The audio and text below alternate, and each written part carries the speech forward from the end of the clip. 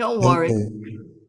Okay. Okay. Go ahead, Sally. It's all yours. I read it last December 30th, 2013. The date down. And this was my first summer job, 1946. Nuts and bolts.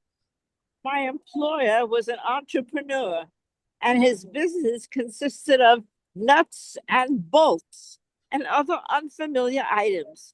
He was located in Coney Island because the rent was cheaper than in Manhattan. His warehouse of nuts and bolts was in back of the office, and I was hired as a stenotypist in the front office.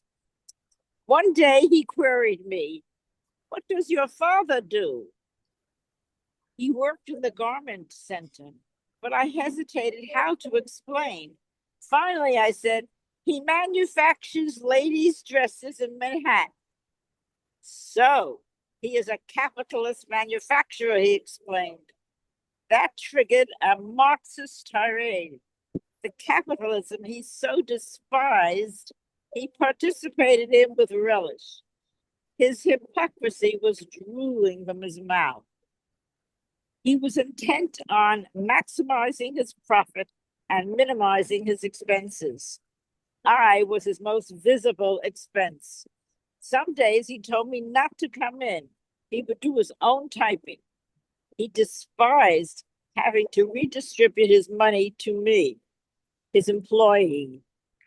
In his utopian fantasy, he would have been one of the ruling class, and I would have redistributed my labor freely to him. That's called slavery. But in his mind, that was called fairness. Contrasts my communist boss with my father, the responsible businessman. During the Depression of the 1930s, he frantically rushed to the bank, hoping to take out the last drop of money to meet the payroll. The banks were failing. People were desperate, losing their savings. But my father's concern was with his workers. He had to pay them.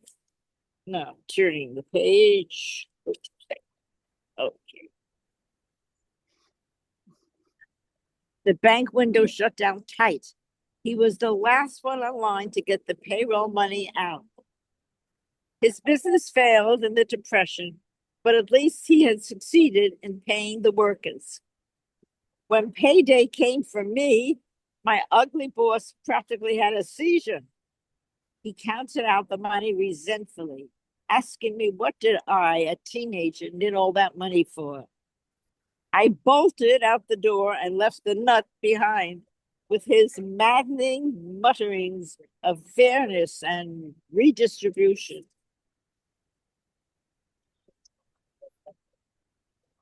Wow, what a piece, Sally. That was wonderful. Yeah, my first experience with communism. My second experience was in Romania. What was that? Well, that was much later. They had a terrible communist dictatorship there. Yeah. And on television, they had a whole show showing what happened to the dictator and his wife. The people Yes. rose up, finally killed both of them. They couldn't Right. take more. What's his name? Ceausescu or something like that? Ceausescu. Yeah. Ceausescu, right? Yeah. Yeah. So, Sally, what were you doing in Romania? I didn't know you were there. Uh, my husband's friend, who was not too bright, said that you get very rich there. You get a lot of money. For your money, you get a lot of their money. And he talked my husband into going. And when we went to buy the tickets, they told us, no, don't go there. They didn't want to sell us even the airplane tickets. They said you're going to hate it. But my husband was anxious to get rich, so we went there. Did we get rich? No. You know why? Their money was worthless. Sure, they gave us a lot of money, but it was worthless paper. And meanwhile, they had our money. We exchanged our money for their money. They were starving. They had no food. They had nothing. It's a horrible place. Yeah, I have a colleague from Romania, and he's told me about the Ceausescu dictatorship. It was pretty bad. But Sally, as usual, your writing is very good, very well expressed. It carries a lot. Let me get rid of my hand here. Uh, just last night, as I was preparing for today, I came across your fine piece, The Replacements. But Sally, you look fine. You sound fine. It's 38 degrees in New York. What are you doing standing outside? It's freezing. We're in a playground sitting in the sun. Usually it's very nice here, but I didn't realize it was this cold. Anyway, we're going to go in soon. And with the age, he wants to be out for an hour also. Okay. Well, thank you so much for reading that, Sally. There's echoes of George Orwell I hear in there. Very, very nice piece.